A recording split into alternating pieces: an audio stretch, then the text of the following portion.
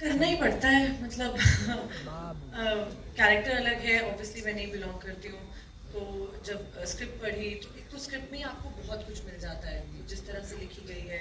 फिर obviously every day मैं तो इन दोनों से चेक करवा रही थी, ये ज़्यादा तो नहीं लग रहा है, मैं ज़्यादा नकली तो नहीं हो गई हूँ कि कहा बा ये तो ज़्यादा तो नहीं हो रहा है, तो फिर कहते नहीं ऐसे मत बोल। तो I think they both have helped me a lot to make it as natural and as authentic as possible. We tend to do because I don't come from that background, तो होता है कि आपको लगता है सारी आज ही मतलब अच्छे से बता देंगे कि हम बनारस से हैं, लेकिन they both really help me. So yeah I mean it's a process that you आप हर कैरेक्टर के पहले करते हो, तो डिफिकल्ट नहीं था, बहुत मजा था, अच्छा लगा। और उनका आपको अच्छा रिस्पॉन्स करना कितना खास लगा? मैम आपने जो ये 3 नाम लिए हैं, ये मेरे लिए मतलब सबसे बड़ा अवार्ड है दुनिया में। कि अगर आप मुझे उसी फेहरिस्त में, उसी लिस्ट में गिन रही हैं जहाँ पे फरहाद साहब, फरहाद साहब, मेरे पर्सनल फेवरेट इरफान साहब हैं, तो आई थिंक इससे मैं बहुत छोटा हूँ सबके सामने, मैं कुछ भी नहीं हूँ अभी। I'm still learning, I'm still trying to grow, I'm still trying to do better parts and grow as an artist.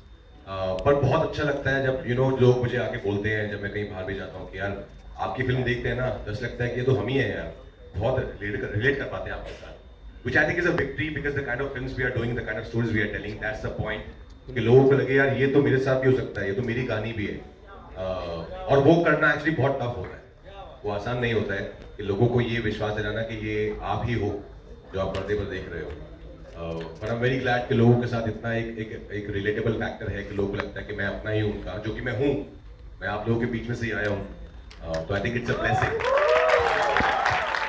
ये सवाल मेरे लिए तो बहुत ही इम्पोर्टेंट और बहुत ही अच्छा है, क्योंकि मैं ये एक्सपीरियंस कर रही हूँ working with Dinesh sir, and I have to say this, बहुत सच में बहुत कम लोग हैं जो ऐसा भरोसा दिखाते हैं एक्टर्स पे, और अगर वो पोटेंशियल देखते हैं तो they put that money and that they give that opportunity, and I will always be thankful to Deepu sir.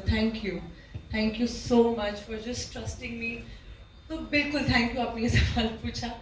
And then working with Raj, मैं बहुत नर्वस थी। आई थिंक पहले 1-2 दिन इनको पता भी चल गया था, इवन सर के साथ भी। अब मुझे बता देना अगर मैं कुछ गलत कर रही हूँ, मतलब बाद में मत बताना, उस वक्त बताना, क्योंकि ये तो खा जाएंगे सबको सीन में।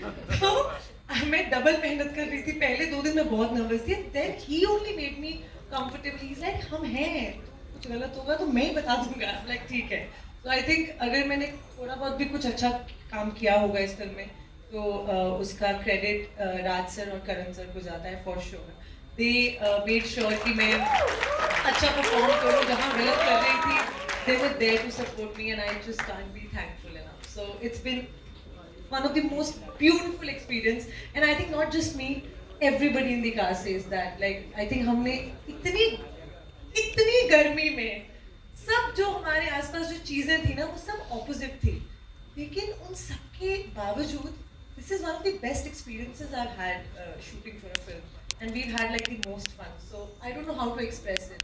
बहुत मैजिकल सा था कि सब कुछ हो रहा था जिससे सबका मूड ऑफ हो सकता था, लेकिन कुछ भी नहीं था जिससे मूड ऑफ हो रहा था। सब खुश थे, सब मजे कर रहे थे, हंस रहे थे। It was beautiful. बुरा लग रहा है मुझे. Why was I not on the set? What is this? Why am I not an actor?